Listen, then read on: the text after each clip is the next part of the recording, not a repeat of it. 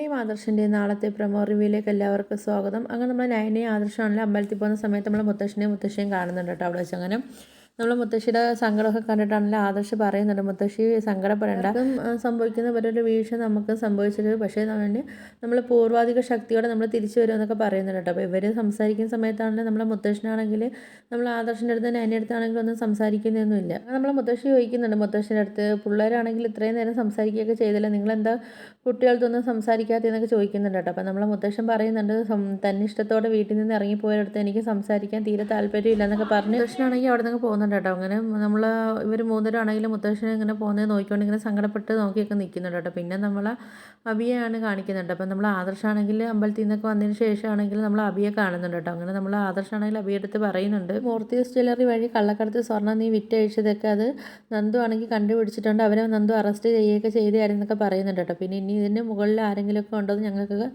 സംശയം ഉണ്ടെന്നൊക്കെ ഇങ്ങനെ ആദർശ് പറയുന്നുണ്ട് കേട്ടോ. ഇത് കേൾക്കുന്ന നമ്മൾ അബിയാണെങ്കിൽ ഒരു ഇങ്ങനെ ഷോക്കാണൊക്കെ ഇങ്ങനെ കണ്ണൊക്കെ തള്ളി നോക്കി നിൽപ്പുണ്ട് നമ്മൾ ആദർശ്. നമ്മൾ കിരണിൻ്റെ അടുത്താണെങ്കിൽ ആദർശ് പറയുന്നുണ്ട്, ഇങ്ങനെ നമ്മൾ നേർവഴി പോയിട്ടൊന്നും ഒരു കാര്യമില്ല, കുറച്ച് വളഞ്ഞ വഴിയൊക്കെ പോയെങ്കിൽ നമുക്ക് സത്യത്തിലേക്ക് എത്താൻ പറ്റത്തുള്ളൂ എന്നൊക്കെ പറയുന്നുണ്ട് കേട്ടോ. അപ്പോൾ ഇതൊക്കെയാണ് നാളത്തെ പ്രൊമോ റിവ്യൂ ആയിട്ട് കാണിച്ചിരിക്കുന്നത്. അപ്പോൾ നിങ്ങൾക്ക് എൻ്റെ വീഡിയോസൊക്കെ ഇഷ്ടപ്പെടുകയാണെങ്കിൽ ഒന്ന് ലൈക്ക് ചെയ്ത് ഷെയർ ചെയ്ത് സബ്സ്ക്രൈബ് ചെയ്ത് കൂടുതലുള്ള ബെല്ലൈക്കൺ എനേബിൾ ചെയ്ത് സപ്പോർട്ട് ചെയ്യണേ.